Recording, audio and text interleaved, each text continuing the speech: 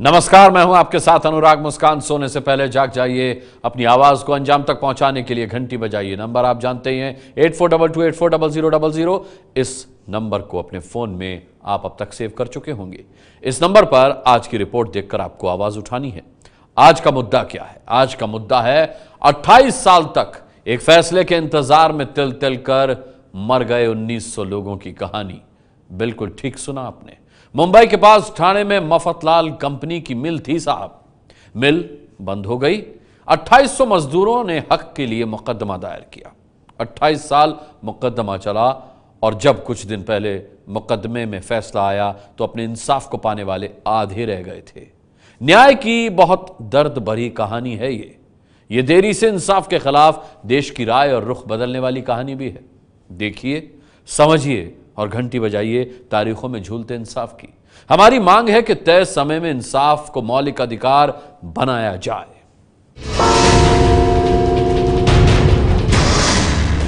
एक साल में बच्चा पापा मां बोलने लगता है। 3 साल में बच्चा स्कूल जाने लगता है। 18 साल की आयु में बच्चे वयस्क बन जाते हैं। 21 साल में लड़के की शादी की उम्र हो जाती है और देश में 28 साल लग गए एक मुकदमे का फैसला आने में। 28 साल से एक फैसले का इंतजार 75 साल के भास्कर जड़े को था।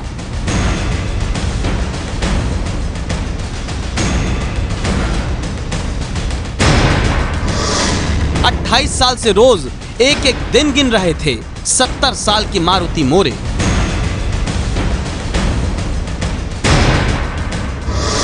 इन 28 साल में 72 साल के गंगाधर चिंचोले के कंधे कर्ज से डूब गए।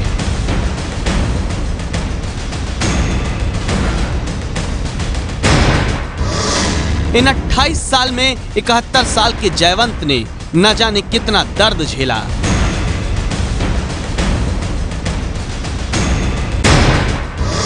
अट्ठाईस साल से लोगों को एक दिन इंसाफ मिलेगा कहते कहते थक रही थी 68 साल की सुचेता आचरेकर।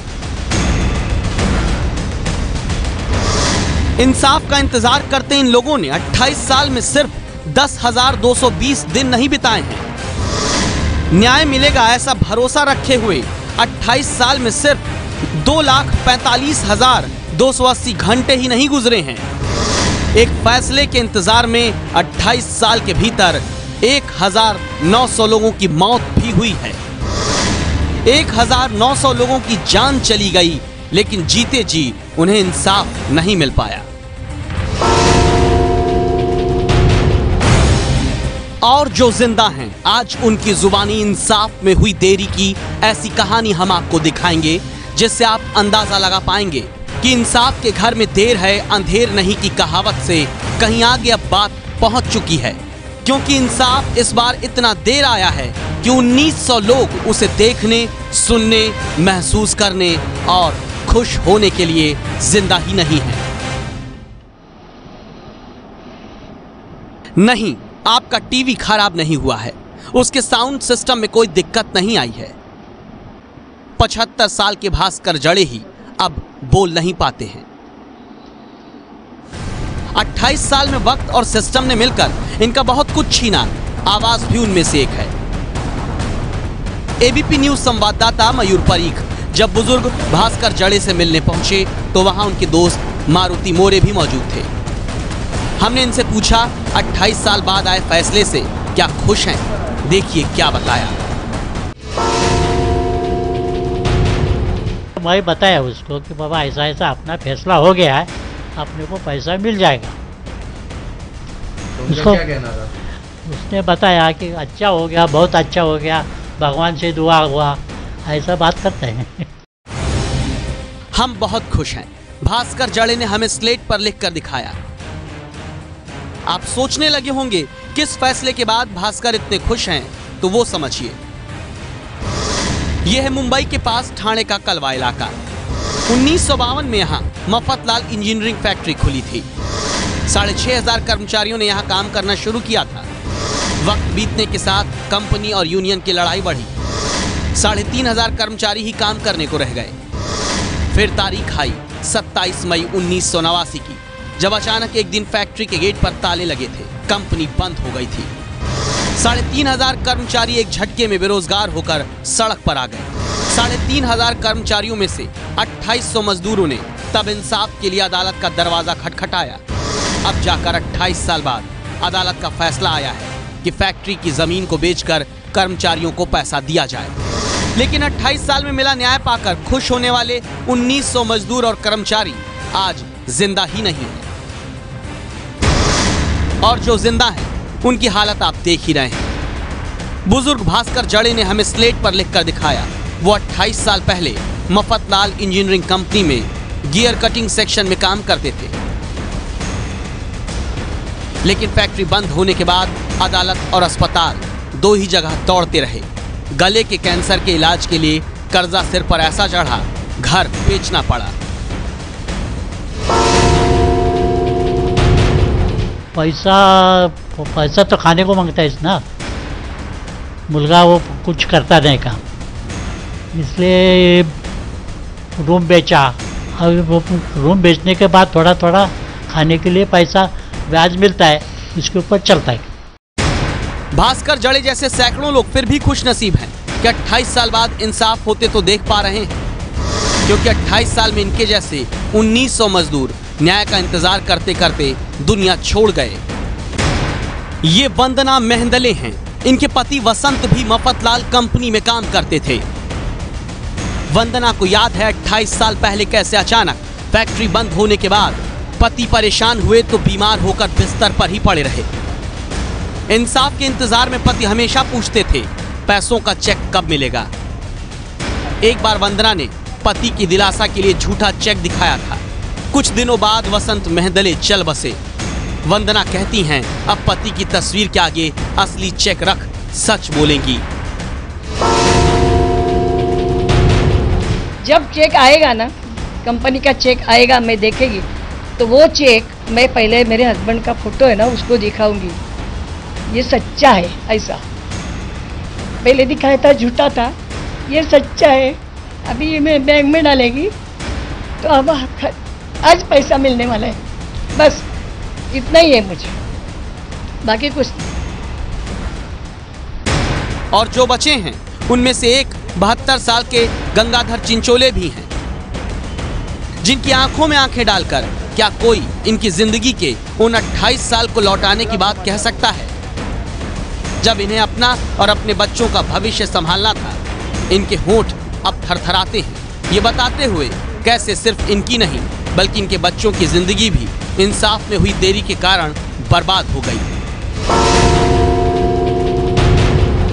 कंपनी आर्थिक फटका बहुत बढ़ गया।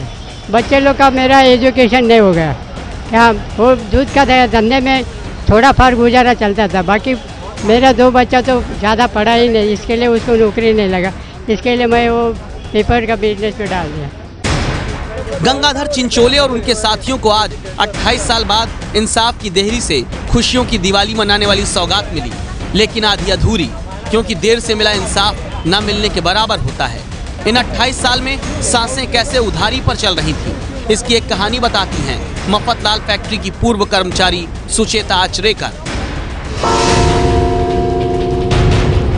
एक आदमी है 75 साल होके गए, 78 साल का है, वो अपने डॉक्टर के पास जाके डॉक्टर शेंडे करके है, उनके पास जाके बोलते हैं मेरा जब भी कंपनी का पैसा आएगा मैं आपको लाके देगा। उन्होंने पूरा कंपनी का उसका खुद का हिसाब लिख के रखा है, और जब भी मेरा चेक आएगा मैं अपने आप से आपको लाके देगा। सोचकर ही आम आदमी की आत्मा कांप जाए। 2800 मजदूरों को 28 साल बाद इंसाफ मिलता है। इन 28 साल में मजदूरों ने उधार लेकर जिंदगी बिताई। इन 28 साल में मजदूरों के बच्चों का भविष्य बर्बाद हो गया, और इन 28 साल में 1900 मजदूर फैसला सुनने के लिए जिंदा नहीं बचे। और सिस्टम की अंधी देखिए कैसे चल रही है, क्योंकि फैसला आया भी तो मजदूरों को जितना फायदा नहीं होगा उससे कहीं ज्यादा उस फैक्ट्री की जमीन पर अवैध कब्जा करके रहने वाले लोगों को होने वाला है। इस बात को एक क्रूर मजाक ही समझें कि जिस जमीन को बेचकर हर कर्मचारी को 5 से 10 लाख रुपए मिलने हैं, वहीं इसी जमीन पर अवैध झोपड़े बनाने वालों को एक एक घर मिलेगा। इंसाफ के लिए इंसान की ये लड़ाई रोज नई परीक्षा ले रही थी। अदालत में तारीखें मिलती थीं और जमीन पर कब्जे का डर था।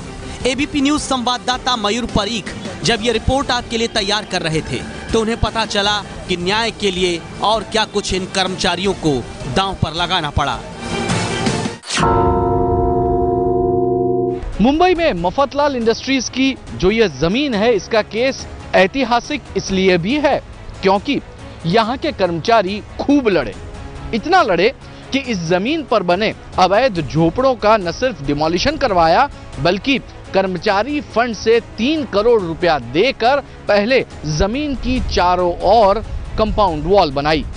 इसी के बाद जमीन का सर्वे हो पाया और यह तय हुआ कि इस जमीन की कीमत 1300 करोड़ रुपए है। अदालत के आदेश के मुताबिक अब मफतलाल इंजीनियरिंग की 123 एकड़ जमीन नीलाम होगी तो 1300 करोड़ रुपए मिल सकते हैं। उसमें 600 करोड़ में से 75% सरकार को जाएंगे। बाकी बचे 700 करोड़ रुपए में से बैंक का लोन और कर्मचारियों को पैसा मिलना है। सारे कर्मचारियों के बीच करीब 157 करोड़ रुपया बांटा जाना है। अनुमान है कि प्रति कर्मचारी करीब 5 से 10 लाख रुपए ही आने वाले हैं। 28 साल की जिंदगी और भविष्य इंसाफ की चौखट पर गुजर गया। अब 5 से 10 लाख रुपए मिलेंगे।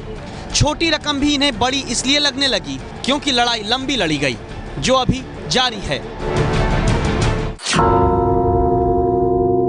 इस जमीन को पाने में 25 साल से ज्यादा वक्त मील मजदूरों को लग गया।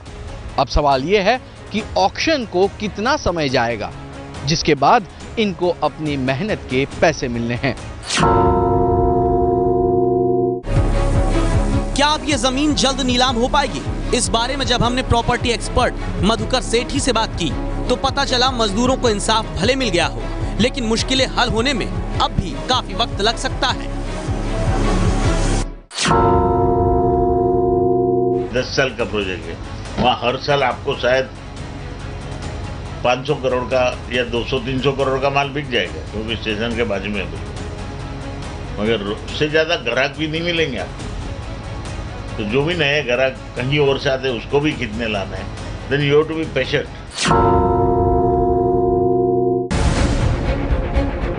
लेकिन फिर भी ये खुश नसीब हैं क्योंकि इंसाफ को सुनने के लिए, महसूस करने के लिए जिंदा तो हैं, जबकि इन्हीं के 1900 साथी इन 28 साल में न्याय का इंतजार करते करते दुनिया से गुजर गए। इसीलिए लेबर लॉ से जुड़े मामलों को अदालत में लंबे वक्त से उठाने वाले वकील सत्यनारायण हेगड़े इस बात पर चिंता जताते हैं। लॉस में प्रॉब्लम नहीं है, there is no law which should not exist, all of those are absolutely essential. मुश्किल ये है कि जब उनको एनफोर्स करने की बारी आती है, उनको जब अमल में लाने की बारी आती है, जो टेक्निकलिटीज हैं उनकी वजह से बात डिले हो जाती है।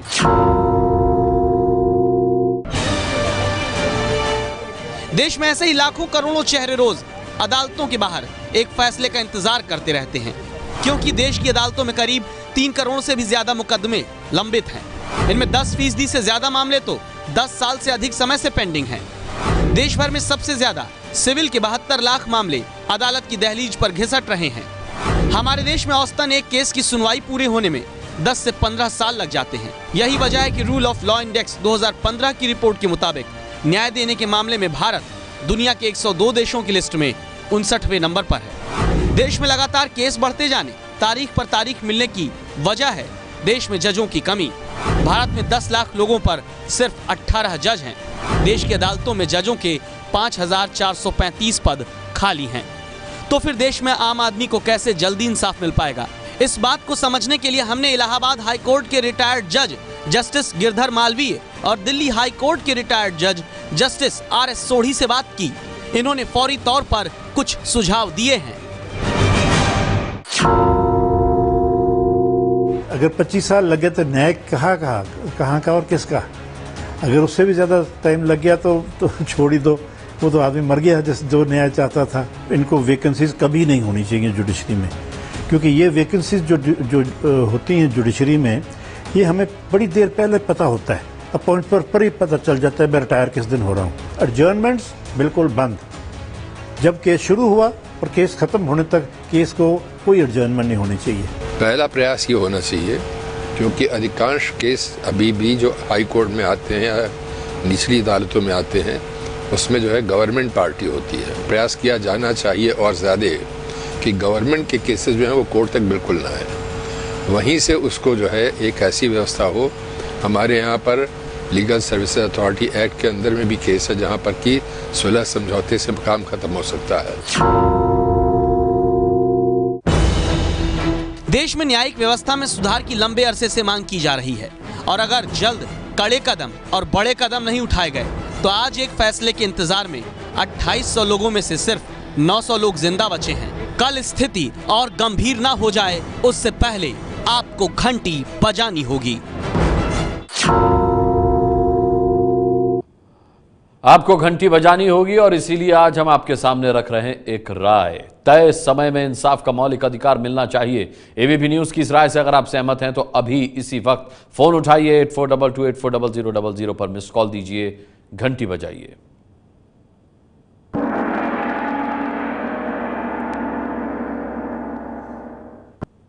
नक्सलियों के गढ़ सुकमा में सड़क बने, विकास पहुंचे, नक्सल समस्या खत्म हो, इसके लिए हमारे जवान अपनी जान कुर्बान करने से नहीं घबराते। लेकिन उसी सड़क को बनाने में हुए भ्रष्टाचार का सवाल उठता है तो राज्य के मुखिया सैनिकों की शहादत का मजाक उड़ाने लगते हैं। जी हां, देखिए घंटी बजाने वाली ये रिपोर्ट। हम खबर को दिखाकर भूल नहीं जाते, हम खबर को कभी बीच में नहीं छोड़ते, अंजाम तक हर खबर का पीछा करता है एबीपी न्यूज।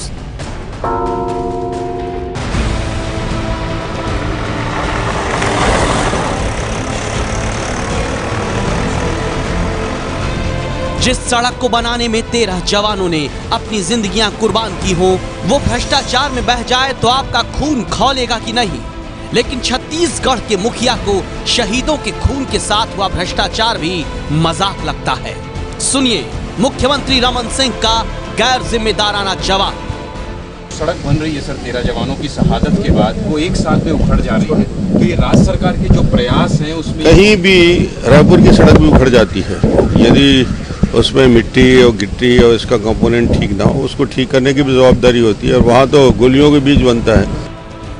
माफ कीजिएगा मुख्यमंत्री जी, सुकमा में सड़क का टुकड़ा नहीं पूरी की पूरी सड़क बही है, वो भी पहली बरसात में। हम भी तो यही पूछ रहे हैं कि जवानों की शहादत से बनी सड़क में मिट्टी और गिट्टी ठीक से क्यों नहीं डाली गई। आप कह रहे हैं कि गोलियों के बीच सड़क बनती है, तो क्या इस तर्क को भ्रष्टाचार के लिए छूट मान ली जाए? सरकारी आंकड़े कहते हैं कि इंजरम से भज्जी तक की 4 किलोमीटर की सड़क तय बजट से 1.5 गुना ज्यादा खर्च कर बनाई गई और इसे जल्दी बनाने के लिए गुणवत्ता से भी समझौता किया गया। स्टैंडर्ड सड़क में डामर की 50 मिलीमीटर मोटी परत बनती है, लेकिन इस सड़क में 20 मिलीमीटर की परत ही बिछाई गई, यानी आधे से भी कम। सड़क बनने के दौरान 3 एनकाउंटर हुए, 13 जवान शहीद हुए, 1 ग्रामीण की मौत हुई, 10 ब्लास्ट हुए, 72 आईईडी निकाले गए। तो सवाल ये भी है कि विकास की जिस सड़क को नक्सली आईईडी लगाकर उड़ा देना चाहते हैं, उसे भ्रष्टाचार कर पहले ही खोखला क्यों बनाया गया? सुकमा सड़क घोटाले को लेकर हमारे संवाददाता के सवाल पर छत्तीसगढ़ के मुख्यमंत्री रमन सिंह ने और क्या कहा, वो भी सुन लीजिए। वहाँ सख्ती से आदेश हुआ है कि मॉनिटरिंग भी हो, मॉनिटर करने वाला भी जाए, गोली खाए या ना खाए वहाँ जाना चाहिए और गुणवत्ता का ध्यान रखें। सख्ती होती, ईमानदारी से मॉनिटरिंग होती, गुणवत्ता का ध्यान रखा गया होता तो सुकमा में सड़क बनाने में मिट्टी और गिट्टी की गड़बड़ी होती क्या? 5 मई को घंटी बजाओ शो में एबीपी न्यूज ने छत्तीसगढ़ के पीडब्ल्यूडी विभाग के दस्तावेज भी दिखाए थे, जो कहते हैं कि तय मानक के मुताबिक काम नहीं होने से सुकमा के इंजरम भज्जी इलाके की सड़क खराब हो गई। उसी रिपोर्ट में हमने सुकमा से लगे आंध्र प्रदेश के नक्सल इलाके की सड़क भी दिखाई थी, जो बिल्कुल चमचमाती हुई थी, एक गड्ढा तक ढूंढना मुश्किल था। उस पर कुछ क्या कहना चाहेंगे रमन सिंह? छत्तीसगढ़ सरकार की गंभीरता पर सवाल उठाने की एक और वजह हमारे पास है। सुकमा सड़क घोटाले पर हमारे घंटी बजाने के बाद छत्तीसगढ़ के पीडब्ल्यूडी मंत्री राजेश मूणत ने ट्वीट कर कहा था, दोषी बख्शे नहीं जाएंगे, जवानों की शहादत बेकार नहीं जाएगी। पीडब्ल्यूडी मंत्री राजेश मूणत ने कहा था 2 दिन के अंदर बस्तर के चीफ इंजीनियर सड़क निर्माण में हुई गड़बड़ी की पूरी रिपोर्ट देंगे, उसके आधार पर कार्रवाई होगी। 2 दिन की मियाद पूरी हो चुकी है। दोषियों पर कार्रवाई तो दूर, अब सूबे के मुख्यमंत्री डॉक्टर रमन सिंह ही कह रहे हैं सड़क तो रायपुर की भी उखड़ जाती है। वक्त फिर घंटी बजाने का है। क्या इसी रवैये के साथ सूबे से नक्सलवाद को जड़ से मिटाएंगे रमन सिंह? सवाल ये भी है, क्या जवानों की शहादत से भ्रष्टाचार करने वालों पर छत्तीसगढ़ सरकार कार्रवाई करेगी भी या नहीं? रायपुर से ज्ञानेंद्र तिवारी की रिपोर्ट। और सड़क ही क्या, भ्रष्टाचार तो शौचालय बनाने तक में हुआ। लेकिन मध्य प्रदेश में उस करप्शन की घंटी 26 अप्रैल को आपके साथ मिलकर हमने बजाई तो क्या हुआ? खबर का बड़ा असर हुआ, देखिए। घंटी बजाओ की खबर का बड़ा असर। मध्य प्रदेश के रायसेन में शौचालय घोटाले में बड़ी कार्रवाई। पंचायत सचिव निलंबित, सरपंच के खिलाफ FIR। दोषियों से वसूली कर बन रहे हैं अधूरे शौचालय। इसलिए तथ्य संज्ञान में आने पर कि वहां पर शौचालय निर्माण में लापरवाही की गई है, तो हम लोगों ने प्रकरण की जांच कराई और जांच के बाद जो सरपंच है उसके खिलाफ धारा 40 की कार्रवाई की जा रही है और सचिव के खिलाफ भी अनुशासनात्मक कार्रवाई की जा रही है। ये है मध्य प्रदेश के रायसेन जिले की कलेक्टर भावना बालिम्बे, जो 26 अप्रैल को आपके शो घंटी बजाओ में दिखाई गई खबर पर हुई कार्रवाई की जानकारी दे रही हैं। मामला रायसेन जिले के पडरिया पंचायत का है। वहां खुले में शौच मुक्त अभियान के तहत गरीबों के लिए 300 शौचालय बनाए जाने थे, जिसमें जमकर भ्रष्टाचार हुआ था। हमने मौके पर जाकर पाया कि शौचालय के नाम पर सिर्फ दीवारें ही खड़ी कर दी गई हैं। टॉयलेट सीट और दरवाजे नदारद थे। कई जगहों पर तो शौचालय बनते ही धराशायी हो गए थे। रायसेन की कलेक्टर भावना बालिम्बे ने ABP न्यूज को ये भी बताया कि घोटाले के कारण जो शौचालय अधूरे पड़े हैं, उसे पूरी तरह बनाने का काम शुरू हो गया है। घोटाले से जुड़े लोगों से रकम की वसूली कर इसे अंजाम दिया जा रहा है। 5 साल में एक बार नहीं, राष्ट्र निर्माण में रोज करो मतदान। घंटी बजाओ। कल हमने मध्य प्रदेश की शिवराज सरकार में मंत्री ओम प्रकाश धुर्वे के एम्बुलेंस घोटाले की घंटी बजाई थी। दिखाया था कि कैसे मंत्री जी ने अपने फायदे के लिए फायर ब्रिगेड और बस को एम्बुलेंस बना दिया, लेकिन उन पर FIR तक दर्ज नहीं हुई। अब देश की जनता भी ऐसे मंत्रियों की घंटी बजा रही है। आज ABP न्यूज ने जो मुद्दा उठाया है वो बहुत जरूरी है हमारे देश के लिए। ये बहुत बड़ा मुद्दा है। जो NGO है होता है वो 100 में से 99% लोग उसका वेस्ट पैसा कर रहे हैं। हायर ऑफिसर हैं, जो मिनिस्टर्स हैं, वही पैसे खा रहे हैं, उनके रिलेटिव उससे जुड़े हुए हैं। धुर्वे के ऊपर जो कार्रवाई मोदी जी के राज में यदि नहीं होती है तो फिर किसी राज में नहीं होगी। शिवराज सिंह चौहान साहब को तुरंत इस्तीफा दे देना चाहिए। हम आशा करते हैं कि जो कलेक्टर हैं या जो भी सरकारी महकमे में जो बैठे अधिकारी हैं वो इस मुद्दे को गंभीरता से लेंगे और उस पर कार्रवाई करेंगे। ये है ABP न्यूज, आपको रखे आगे।